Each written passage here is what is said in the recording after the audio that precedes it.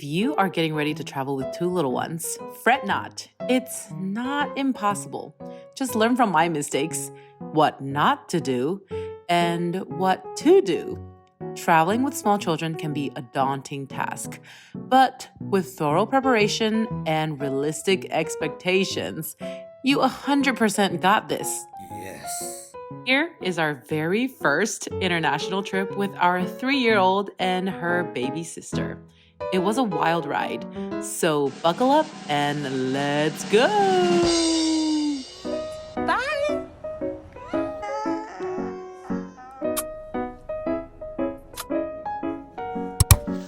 The day started at 3 a.m. in the morning because we booked a flight with a departure time of 8 a.m. in the morning. First mistake, if you want to get up at a reasonable hour, book a flight that leaves earliest by 11 a.m. Since you should arrive at the airport 3 hours prior to departure time for international flights, an 8 o'clock departure time means that we were at the airport by 5 and we left our house by 4. Keep in mind that you'll need to calculate time in for parking and riding the airport shuttle if you're leaving your car there. Lucas took care of getting Zoe ready, and I took care of getting baby sister ready. Remember, teamwork is very important on a hectic morning like this one. But thankfully, both of them woke up on the right side of the bed and were all smiles as we headed towards the airport. By 4 a.m. in the morning, we ran into some of our friends, also headed to our destination, and their extra hands were so helpful. Get this, at 4 a.m. in the morning, the airport was jam-packed, as in lines after lines just to check in and get your bigger luggages checked in.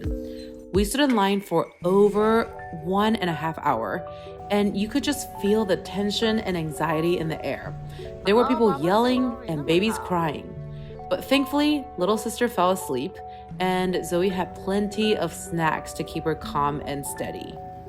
Once we finished checking in our luggage, the nice airport attendants saw us pushing a stroller and told us to skip on up the security line, and we literally got to the very front of the line. So make sure you save yourself that time if you are traveling with little ones. I honestly could not believe how lucky we were. Then finally, things were starting to move. We got through the air tram and made our way to the gate. The sun was starting to rise and it was boarding time. At this point, we had Zoe's personal item, my personal item, Lucas's personal item, baby sister's carrier, our stroller, and baby sister's personal item, aka her diaper bag, with us. And to be honest, that was a lot to carry. So if you are able to check more things in, I recommend you do that. Once we got on the plane, it was mostly smooth sailing.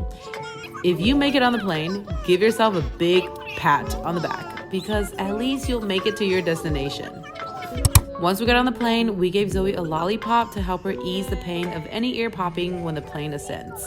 And for baby sister, I gave her a teether, but she mostly just wanted to feed on my boob. Now here's where the miracle happened. About 15 minutes into being in air, both girls fell asleep. You heard me right. They fell asleep.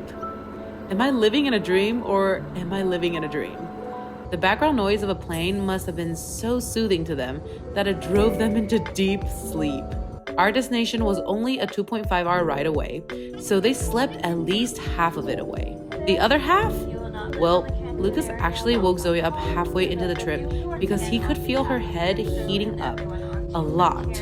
We were 99% sure she was running a fever and she was acting super drowsy. So here's a tip for you parents.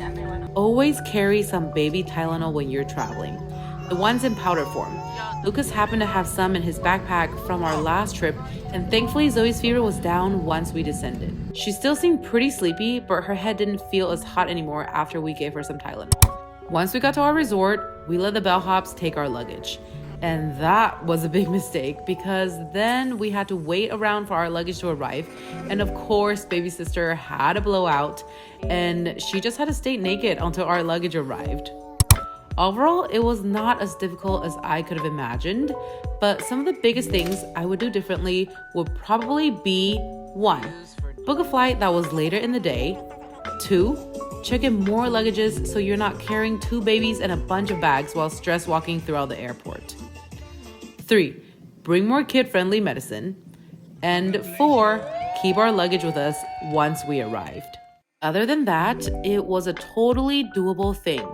Wherever you go, I hope you make wonderful memories with your babies and have confidence in knowing that these memories are worth way more than the couple of mishaps that may happen on your trip. Good luck, and remember to subscribe to our channel if you found this video helpful. We will see you next time. Bye!